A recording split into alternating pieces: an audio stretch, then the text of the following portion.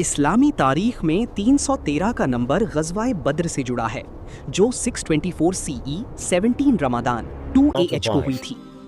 مقابلہ اس جنگ میں پروفٹ محمد صلی اللہ علیہ وسلم کے ساتھ صرف 313 صحابہ تھے، جبکہ دشمن قریش کی فوج 1000 سے زیادہ تھی۔ اہمیت: اتنی کم تعداد کے باوجود مسلمانوں نے فتح حاصل کی۔ یہ اسلام کی پہلی بڑی اور فیصلہ کن جنگ تھی۔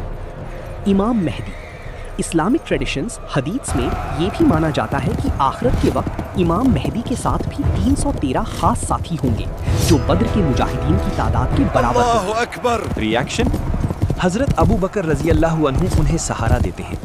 میدان میں ایک خاموش امید پھیل جاتی ہے۔ دشمن کا غرور، دی اپوزنگ فورس۔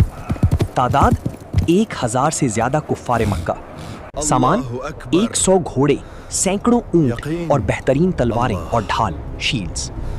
سین: وہ ناچ گانے اور شراب کے ساتھ آئے ہیں۔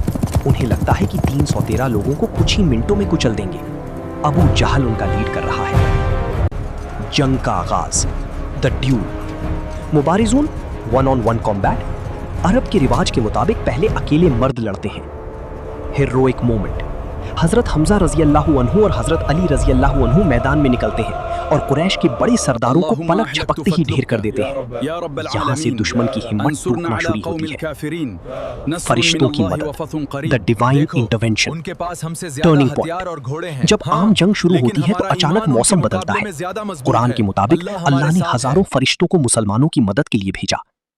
ویژول: دشمن کو ایسا لگ رہا تھا کہ مسلمان ان سے دگنے ہیں۔ مسلمانوں نے مٹی کا ایک مٹھی بھر ڈھیر پھینکا جو دشمنوں کی آنکھوں میں جا گرا۔ نتیجہ، دی ریزلٹ، فتح۔ کچھ ہی گھنٹوں میں دشمن کا غرور ٹوٹ گیا۔ ابو جہل مارا گیا اور کفار بھاگ کھڑے ہوئے۔ مگر دوسری طرف چھوٹی سی جماعت اپنے رب پر پورا بھروسہ کیے کھڑی ہے۔ دعائیں ہو رہی ہیں، دل مضبوط ہے۔ جنگ شروع ہوتی ہے، تلواروں کی ٹکراہٹ، دھول کا طوفان، نعروں کی آواز۔ اسی بیچ 2 جوان صحابی معاذ ابن عمرو اور معاوض ابن عفرا ایک دوسرے کی طرف دیکھتے ہیں۔ ان کی نظر صرف ایک نشانے پر ٹکتی ہے، ابو جہل۔ دونوں ہمت جمع کرتے ہیں اور اچانک بجلی کی طرح اس کی طرف دوڑ پڑتے ہیں۔ تلوار کی تیز چمک کے ساتھ وہ اس پر حملہ کرتے ہیں۔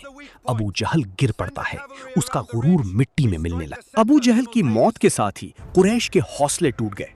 وہ اس جنگ میں مشرکین مکہ کا سپہ سالار تھا۔ اس کے مارے جانے کے بعد مکہ کی فوج میں بھگدڑ مچ گئی اور مسلمانوں کو ایک عظیم فتح نصیب ہوئی۔ مکہ میں غم کی لہر۔ جب ابو جہل اور دیگر بڑے سرداروں جیسے عتبہ اور شیبہ کی موت کی خبر مکہ پہنچی تو وہاں ماتم کا ماحول پیدا ہو گیا۔ نئی قیادت: ابو جہل کے مرنے کے بعد مکہ کی قیادت ابو سفیان کے ہاتھوں میں چلی گئی۔ رونے پر پابندی: ابو سفیان نے مکہ والوں کو رونے اور ماتم کرنے سے منع کر دیا تاکہ مسلمانوں کو ان کی کمزوری کا پتہ نہ چلے اور انتقام کی آگ ٹھنڈی نہ ہو۔ غزوہ احد کی تیاری: ابو جہل کی موت نے قریش کے دل میں نفرت اور انتقام کی آگ کو اور بھڑکا دیا۔ اسی کا نتیجہ تھا کہ ٹھیک 1 سال بعد غزوہ احد ہوئی، جس کا مقصد بدر میں ملی ذلت اور ابو جہل جیسے سرداروں کی موت کا بدلہ لینا تھا۔ اس کا خاندان اور اسلام: ایک دلچسپ اور سبق آموز بات یہ ہے کہ ابو جہل کا بیٹا اکرمہ ابن ابی جہل، جو شروع میں اسلام کا دشمن تھا، بعد میں فتح مکہ کے وقت مسلمان ہو گئے۔ انہوں نے اسلام کی بہت خدمت کی اور جنگ یرموک میں شہادت پائی۔ تاریخی سبق: ابو جہل کی موت کو اسلام کی تاریخ میں حق اور باطل کے درمیان فرق کا نشان مانا جاتا ہے۔ نبی کریم صلی اللہ علیہ وسلم نے اسے اپنی امت کا فرعون کہا تھا۔ اس کا خاتمہ اس بات کی دلیل بنا کہ تکبر اور ظلم کا انجام ہمیشہ برا ہوتا ہے۔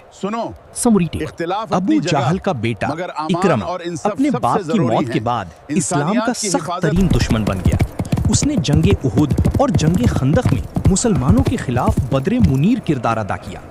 نوٹ: بعد میں فتح مکہ کے وقت اکرمہ نے اسلام قبول کر لیا اور وہ ایک بہادر صحابی رسول ثابت ہوئے۔